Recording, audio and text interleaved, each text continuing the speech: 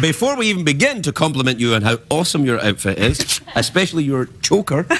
That's what they call them, right? Chokers? Yeah, cameo brooch, whatever. That's what I meant, cameo brooch. I want to apologise because, you know, the last time you were here, there was only 4 minutes to do the interview and we had to send you home.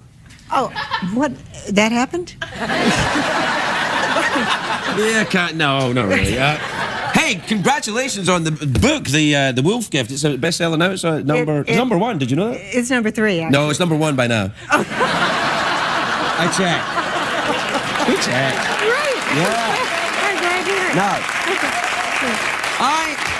I haven't read this one yet, but there's 2 things I got a problem with. One, looks more like a lion than a wolf. That's true. Yeah, it's the wide nose that does it for me there. You see that wide nose? Yeah, it doesn't look like a lion. No, I mean like a wolf. No, my hero is really a man wolf, and he's very handsome. You know. Really? Yes. My hero too. So glad to hear that. No.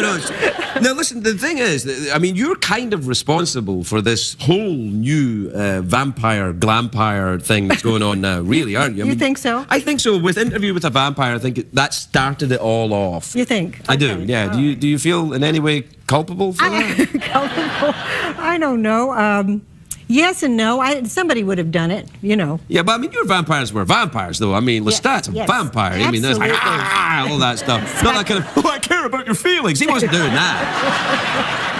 Not all the time, anyway. Yeah. Do you have a strict code for your own vampires? You think, well, no, vampires have to be A, B, C, D, E. You have set rules, or you just make it up as you go along? I make it up as I go along, but they have to be glamorous, and they have to be sort of mythic for me, and they have to be a little bit otherworldly. Menacing, perhaps. The new vampires coming out today are not quite that way. No, they're kind of like vampires from the food court. Exactly.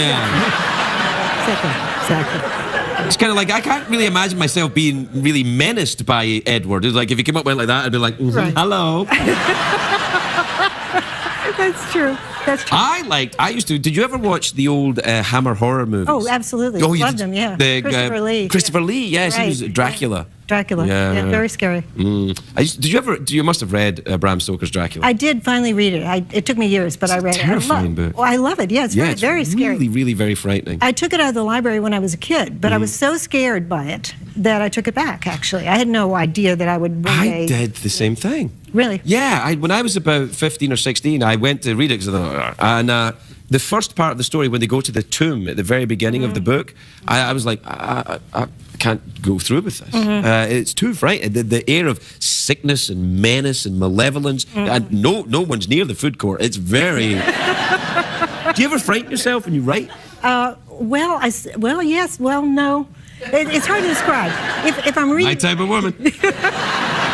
If I'm thinking it over, yeah, I can be frightened. Yeah. But most of the time, I get the fear out when I'm writing. I write about the things that I'm really scared of, and then I'm not so scared of them anymore. Does that work?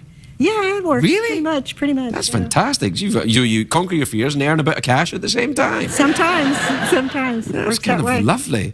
Works that way. What for you is the darkest monster you've created, do you think? Oh, I guess, well, Lestat has a dark side, certainly. Yeah, no kidding. And he's my hero, you know, but he definitely has a dark side, and he's capable of terrible things.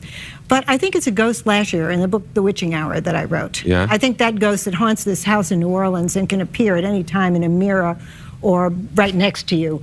That was one of the scariest things I wrote. Yeah. Do you believe in the other world yourself? I do. Yeah? I do, yeah. Have you any experience with that? Nothing. I've never had a supernatural experience of any kind whatsoever. Let me tell you about mine. Okay. Actually, I think I've had a few. Yeah, I'm from, not originally from LA. I'm from Scotland. And my wife and I were over there at a friend's wedding. We were staying in this very old house in Scotland for the wedding. And after the wedding, she went to bed, I was in the bathroom, and there was a mirror in the house, and it went like this. Like that. You know, it was one of those kind of tilty mirrors, and it moved around like that. And I was brushing my teeth, and she said, I think there's a ghost on here. I was like, Scotland, what are you going to do? But I think sometimes, and then I went to a haunted hotel in Omaha, Oh, really? Yeah, I nearly crapped my pants when I was there. Have you ever been around the presence of anything? You've never Nothing. And yet you believe. I do believe, and kind of obsessed as a writer with the supernatural and with things that scare us, yes. Why do you think that happens? Why do you think somebody becomes a writer in the supernatural, somebody goes to crime, someone goes to, romance? What? No idea. It seems to be just a card you're dealt. Because it is like that. I mean, I was trying to do a lot of different things when I was a young writer, and then I wrote this Interview with a Vampire, this short story, and it was just a whim. Interview a vampire, what would he tell you? What would it be like if you were a reporter? And it opened a door that changed my life, as the cliche goes. I discovered through supernatural fiction how to write about what really mattered to me. Are you a Jungian? Do you believe in the collective unconscious? Well, I hear about it, but I never read Jung. I don't know. I think you're kind of. I mean, the way you talk about writing is kind of quite shamanistic in your approach, right? You feel do you feel like you open a door and it's given to you? I do kind of feel that way. Right, that would be quite Jungian, I think. I'm a Jungian. Jeff's a Freudian. Oh yeah, you should meet, of course. Yeah. Hello. Yeah. You're not freaked out by skeletons, I suppose. Not really. Me, no. No. So why did you go to werewolves from the vampires? Well, I'd never done werewolves, and a friend suggested it. Jeff Easton, a producer. He's a producer of White Collar on the USA channel. Right. And he just happened to send me an email in which he said he'd watched a documentary on werewolves and werewolf literature, and he said, if you ever tackle that, I will buy buckets of hardcovers. Just a nice little nudge there. Do you ever think about doing it? And for some reason, it actually did spark the desire in me to go in that direction. I was at a point where I was frustrated with what I was writing. Right. And I really wanted something new, something brand new. Right. And I thought, well, of course, why don't I try this?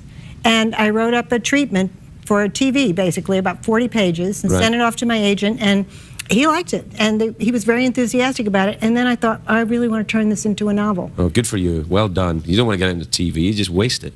Well, I love TV, actually. I quite like TV too, Yeah. some of it. Some of it. But Not I mean, best. for me, the novel, of course, is the most important. Well, your novel, you've got complete power. You can do anything you like. Oh, You don't have to deal with totally. guys like that over there saying, commercial break time, which it is. But